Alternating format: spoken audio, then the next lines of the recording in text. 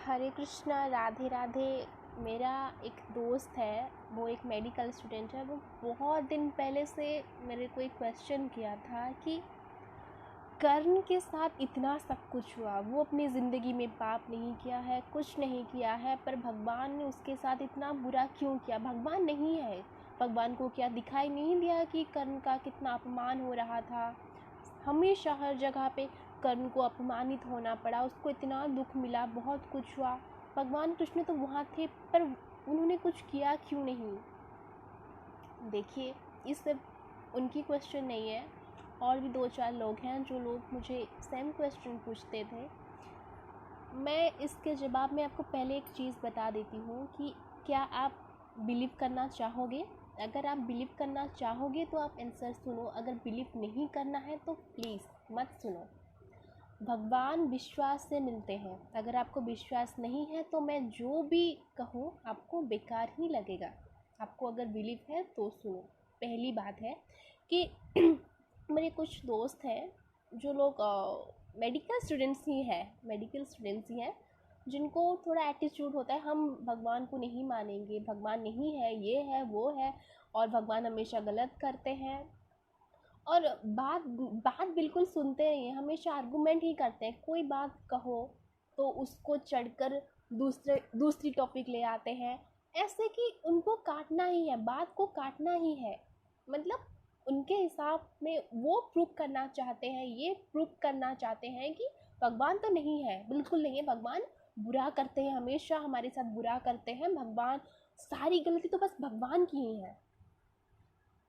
अरे, पहली बात है कि मैं छोटी सी एग्जांपल देती हूँ कि अगर आप एक इंसान को इम्प्रेस करना चाहते हो, मैं एक बात बता देती हूँ, मेडिकल स्टूडेंट्स की बहुत ही एक डिमेरिट होती है कि वो लोग लड़की को बहुत पटाते हैं, बहुत पटाते हैं। मैं तो अपनी लाइफ में मेरे फ्रेंड सर्कल में जितना भी मेडिकल स्टूडेंट्स, सब लोग लड़की के पीछे पागल है, सब लोग। नहीं, मैं सब लोग नहीं बोल सकते, 95% लड़की के पीछे पागल है। जो कोई बोलता है मुझे यही बोलता है कि लड़की नहीं मिल रही है, लड़की नहीं मिल रही है, लड़की नहीं मिल रही। सीरियसली अगर आप एक लड़की को इम्प्रेस करने के लिए इतना पापड़ बेलते हो, इतना पापड़ बेलते हो, इतना पापड़ बेलते हो, फिर भी आपको वो लड़की नहीं मिलती है, तो आप खुद ही सोचो, आप भगवान को इम्प्रेस करने के लिए आपको क्या क्या करना पड़ेगा। और वो तो एक इंसान है, मामूली सी इंसान है, जो कि आपकी फीलिंग्स को समझ भी नहीं पाएगी, पर भगवान आपके दिल में है, बस सुप्त अवस्था में है, वो जागृत अवस्था में नहीं है।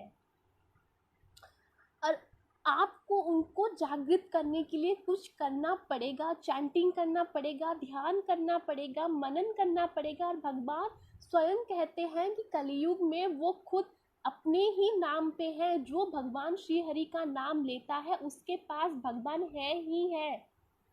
अगर अपने माइंड को यूज़ करो ना, अपने माइंड को यूज़ करो। अगर आप एक इंसान को इम्प्रेस नहीं कर पा रहे हो इतना सब कुछ करके, मैं तो सोच सोच के पागल हो जाती हूँ जब लोग मुझे कहते हैं कि मैंने अपने हाथों की नस काट दिया है, ये कर दिया है, वो कर दिया है, मैं उसको मूवी लेने के लिए, क्या क्या कहते हैं मुझे लोग, कितना कुछ कहते हैं, फिर भी आप नहीं कर पाते हो ना,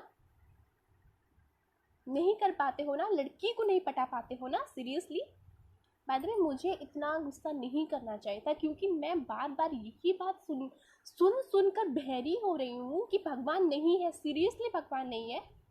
भगवान अगर नहीं है ना तो आप कुछ नहीं हो। सीरियसली, आपके शरीर में कोई तत्व ही नहीं है तो फिर आप जिंदा कैसे हो भाई।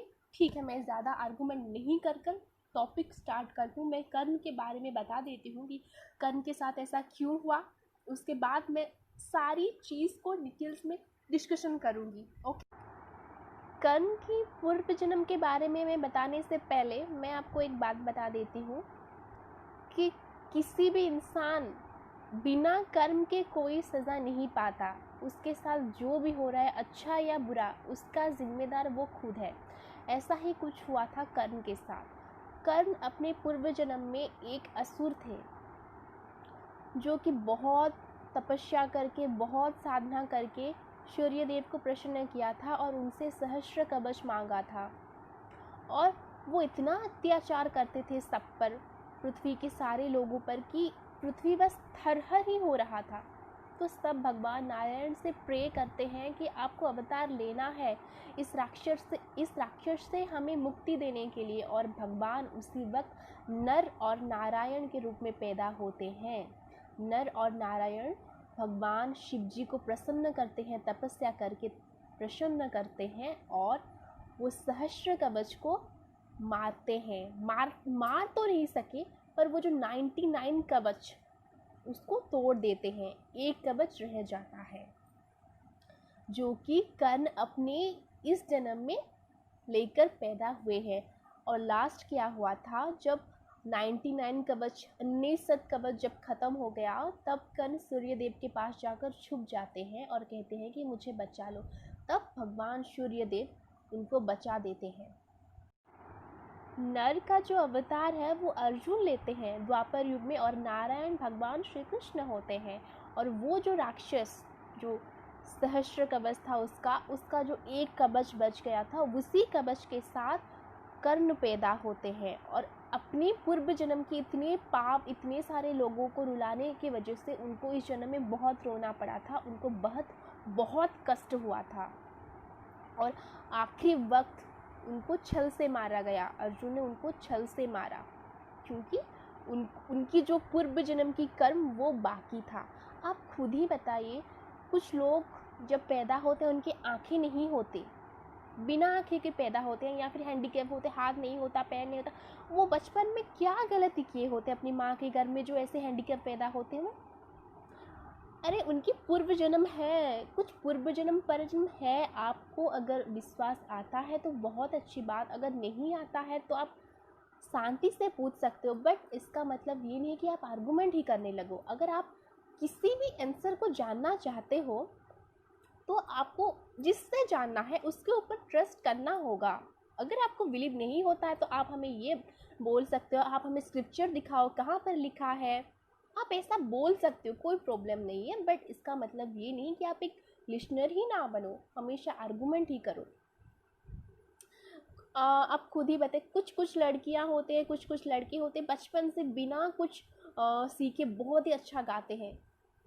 वो तो कुछ सीखे हुए ही नहीं होते, उनका पूर्व जन्म का ये पुण्य है।